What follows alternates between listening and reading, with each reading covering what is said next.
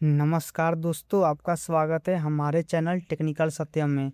दोस्तों, इस वीडियो में हम देखने वाले हैं मतलब कि दहेज प्रथा क्या है। तो इस वीडियो को ध्यान से देखिएगा और हमारे चैनल को लाइक करके सब्सक्राइब कर लीजिएगा। तो चलिए दोस्तों, वीडियो की शुरुआत करते हैं।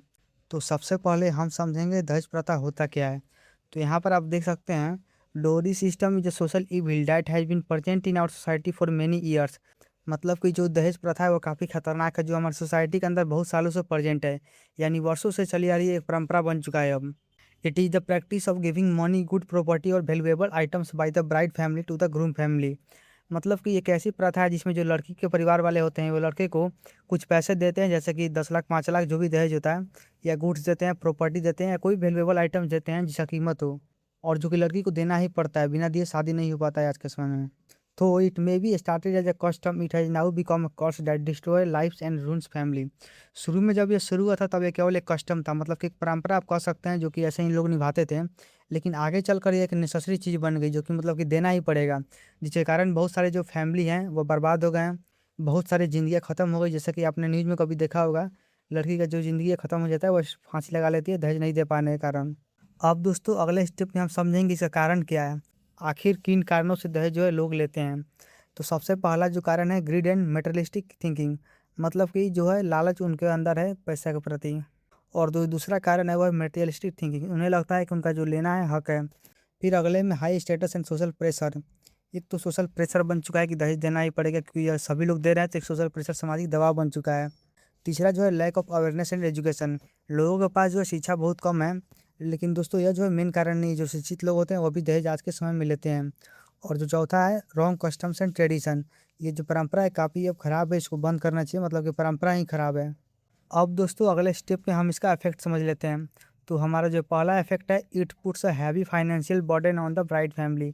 यानी जो दुल्हन का फैमिली होता है उसके ऊपर काफ़ी ज़्यादा फाइनेंशियल बर्डन पड़ जाता है। एक तो पूरा शादी खर्चा उठाना पड़ता है, फिर उसमें दहेज भी देना पड़ता है, तो खर्चा काफ़ी बढ़ जाता है।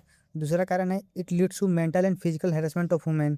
और जो महिला जिसके लिए दहेज दिया जा रहा है उसके ऊपर काफ़ी प्रेशर ही बन जाता है उसके परिवार की तरफ से, या वो काफ़ी मेंटली प्रेशर में रहती है। तीसरा जो कारण है, it causes dowry deaths and domestic violence. कई बार ऐसा होता है कि लड़की जब दहेज नहीं देती है और दूसरे के परिवार में चली जाती है, तब उसे फांसी भी लगाना पड़ जाता है, नहीं तो डोमेस्टिक वायलेंस का सामना करना पड़ता है, यानी घर में बहुत बार मारपीट भी होती है। अगला जो स्टेप है हमारा, it breaks the bond of love and trust in marriage. और इसके कारण से जो लव होता है मैरिज में, वो जो बॉन्ड होता है वो ख़त्म हो जाता है, टूट जाता है। अब दोस्तों, अगले स्टेप पे हम समझ लेते हैं इसका सॉल्यूशन क्या है। तो पहला जो हमारे पास सॉल्यूशन उपलब्ध है, we should change our thinking and respect women. हमें अपना सोच बदलना चाहिए और महिलाओं के प्रति सम्मान जो है अपने अंदर जगाना चाहिए। दूसरा जो कारण हो सकता है, सॉल्यूशन हो सकता है, strict law should be followed and implement. सरकार द्वारा इसके लिए नियमित जो है कानून बनाए जाने चाहिए, ताकि लोग इसे फॉलो करें और लोग दहेज ना लें। तीसरा जो कारण है, people should take a stand against dowry. जो समाज के लोग हैं उन्हें एक स्टैंड लेना चाहिए डोरी के खिलाफ, कि दहेज प्रथा हम जो है नहीं लेंगे। मतलब कि हर परिवार को ये सोचना चाहिए।